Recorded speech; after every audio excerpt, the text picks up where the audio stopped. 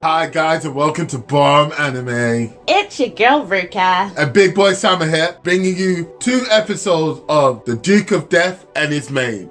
So let's rip into this real quick. Let's destroy this thing. Whoa. Right here and right now. You're destroying it by yourself because I don't feel as bad about what happened as you do. Okay, so in episode 7, we had really nothing happen. It was literally called The Duke and Alice's Uneventful Day. So of course you can imagine that ain't nothing happened. But Alice did buy this magic pot and she was trying to create this potion that's supposed to break curses, which of course it didn't work.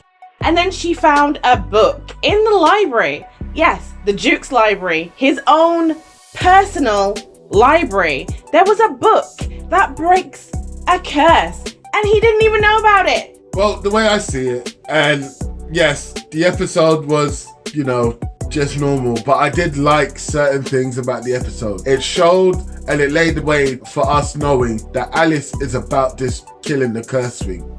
Now, I've been harsh on Alice before because I found it a bit dubious and I didn't really trust her. But now I'm all team Alice. I think that she's okay. And that episode was the episode that started to change my mind.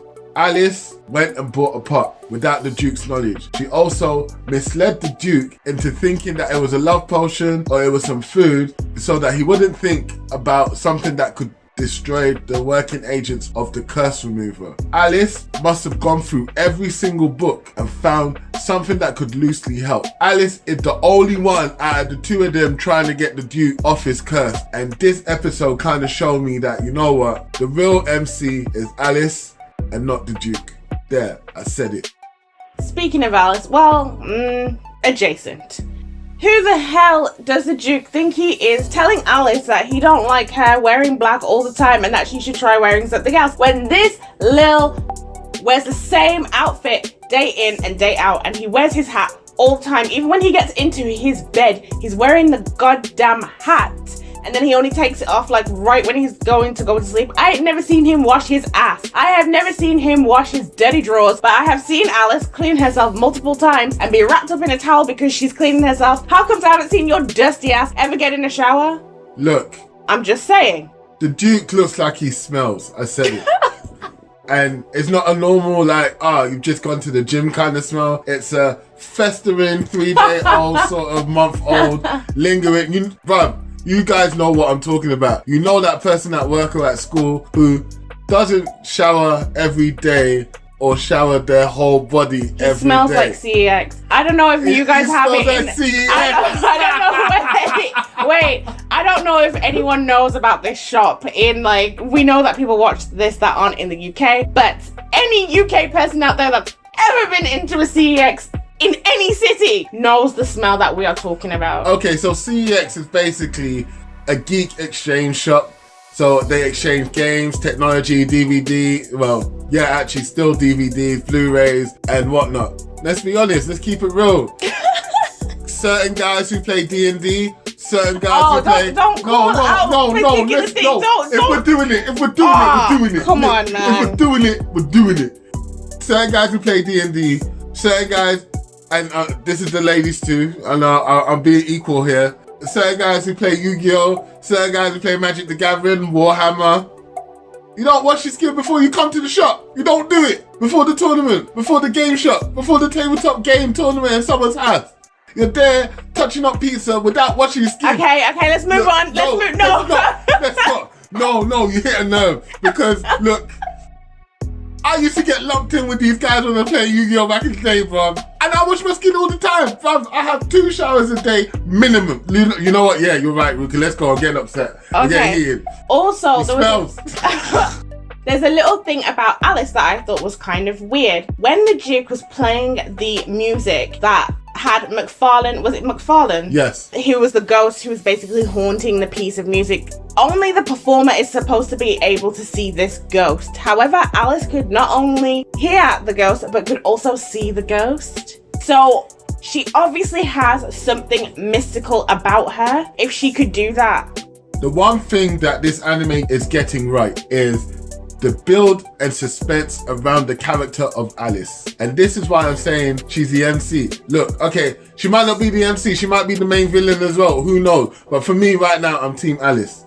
And remember in Naruto, where everyone was saying Madara Uchiha for the longest time, and then him coming in was the best way for a character to come in that show.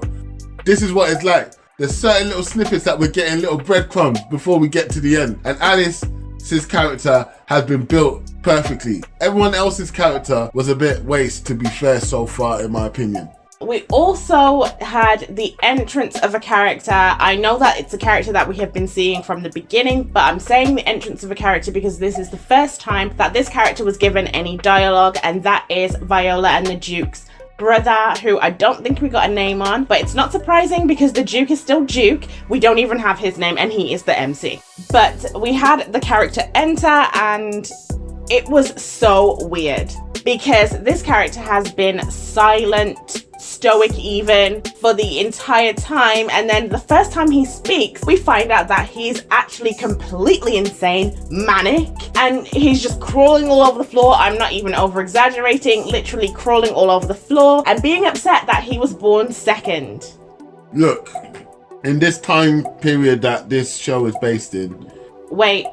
Go on. I don't think that it's based in a past time period. They made a Matrix reference, and in these episodes they made references that would make it seem like it's going alongside our timeline. Actually, that's a good point. Yeah, you're right. Actually, I overlooked that because that happened twice, didn't it? Right. Okay, on a level then, the theme of the show is sort of medieval, but it might not be medieval times. Like alternative dimension, yeah, or that like kind of parallel thing, yeah. universe. So if that's the case, like, we already know that the second son and the third son and the daughters are basically waste and not useful as such in that situation. These guys, being royalty and whatnot as well, have an even bigger expectation to discard the useless ones. Now, the shame of the thing is that my guy, and I'm going to call him Lord Second because he hates that. Lord Second. Lord Second, basically, Okay. he's walking. You know what? No disrespect to my man Toby Rama, best Hokage. But yeah, so Lord Second over here now, he's walking around. The gals like him. His mum doesn't hate him. He's now groomed to become the head of the family. Nodding, like, he's basically getting the nod that he's gonna rule the family. He said something very interesting where he says, I don't know why mum likes him so much, which actually rings true to me. Now, the mum looks like a I'ma say that now. However, she could have said, you're the successor at any time. They are adults now, they're no longer just kids. So at any time, she could actually pass the mantle to whoever she wanted. And she has been waiting to see if her firstborn will get rid of the curse. I think that's as far as the love is gonna go in this situation. But back to what I was saying. Lord Second over here has literally anything that he wants. If he wants anything, he can have it. But he's still jealous of the guy who can't literally touch anyone. That for me shows me that you're a head. It's as simple as that. You are top head. And the fact that you're running around on the floor crawling like Ruka said, acting the fool when someone says any mention of the word number 2 or second in any way, you turn into a wobbly. Nah, fam, it's over. Now, I kind of agree with you. The mom, to me, she seems to know her children. Yeah. Even though she's kind of hands-off and a little bit cold, a lot of bit cold, she knows her children. So would you pick the child who is actually nice with a little curse, or the one that's completely insane? Giving it to the insane one is probably going to totally ruin your entire family's reputation. They are nobles. That will tank the whole name. The name means a lot. Having some insane kid tank everything that you've worked for, I don't think so. I'd rather go with the guy that might kill me by touching me. I can just keep my distance. You can't just keep your distance from an insane person. Look, 1 out of 3 was good. So she's banking on him. And obviously, Viola's a girl, so she's probably axed out of it straight away. Straight away. She's we gonna know get that there married was off. a dad because we've seen his silhouette a bunch of times. There's just a mystery over that. So I'm going to move across to the Duke when Alice first arrived at the mansion. This really left a sour taste in my mouth. What? And I feel like it's really because they have not given us any proper backgrounds before. This is something that they could have built up to, because we've only seen the Duke one way, and then we've seen him in this really pitiful state, and he was really nasty to Alice for really no reason, and he was acting a complete fool. And the reason why I'm saying this is because he's talking about like, oh, go away, I'm doing this for your own good, I'm better off dead, blah blah blah blah blah. Do it then. Okay, look. Do it then. And then when you actually said, fine, I'm actually going to do it, you left a note. You left a note because you knew it was going to be found, and you knew you were going to be found. Like, that to me is attention seeking more than actually feeling and actually struggling with that. I feel like there's a difference between actually having and struggling with those thoughts and those feelings and really needing someone to reach out to you, and then there's attention seeking behavior. And to me, the Duke just felt like an attention seeking person. The fact that he was throwing things at people, he had messed up the room so badly, and then tried to punish Alice because she wanted to actually be there and help by telling her to clean that massive mess of a room in 3 days, a task he thought she was not going to be able to complete. It was complete nonsense. I really don't like the way that the Duke acted here. The only saving grace for me is the fact that he clearly felt ashamed of his behavior. You could see that in the present time, that he was really ashamed of how he acted, and that was really the redeeming factor here for the Duke. You are allowed to grow. I feel like this is the best episode so far in the whole show. So far. This is episode 8 we're talking about. Yeah, episode 8. They waited 8 episodes to do this. Not only did they give us background, they gave us actual like substance in the story, and yes, it didn't move the goal forward, as in they didn't move forward the goal, which they did in episode 7, but they actually created better exposition. Now, do I agree with what Rukia was saying? Yes, the Duke was an idiot. Straight up, no lies, no chaser. However, the only bad thing I think about this episode in terms of the Duke is that there wasn't a good cohesive switch or something that was logically there for us to say, this is how he became what he is. Because unfortunately, and I know I might get hate for this, I thought he was a better character when he was being an to Alice. I thought he was written as a better character. I actually felt something from him. Right now, he's just a little wet blanket and a wet noodle that is jumpy at everything and isn't fit to be in charge of nothing. Back then, you can see that, okay, yeah, he's hurting, but he could be a leader because he was actually strong. Yes, he was weak in his convictions. I'm not going to hold that against him. I'm not even going to touch on what Rukia said because I think she eloquently said everything. But what I am going to say though is, this episode proper made me a super fan of Alice, because at the end of the day, Alice loved him unconditionally. She was crying when he was cussing her out, but in his presence, she put that smile on. She distracted him with her beauty. Bruv, you know what? Alice is the best wife for your 2021. So, no, Alice should not have had to do that. That is not a woman's job. I'm not saying... Do not sit there while some idiot talks badly about you, tells you to get lost, tells you to leave. The choice to do it. She didn't have to come, but she chose to. And the fact that she chose to meant that she wanted to love this guy, because at the end of the day, he's the only person who showed her kindness. And she realized he was hurting. I'm not saying it's right, and I'm not saying it's wrong. I'm just saying that if I had someone like Alice on my team, I'd be happy. I don't think the Duke treated her right. I agree with you. The Duke is a dickhead. He had absolutely no right to treat her like that. But Alice is the best wife for 2021. That's it. He's still not treating her right. Absolutely. Because if she actually dealt with all of your BS from back then, she deserves more than what she's getting from you now. Yeah, you can't touch her, but you can do other things.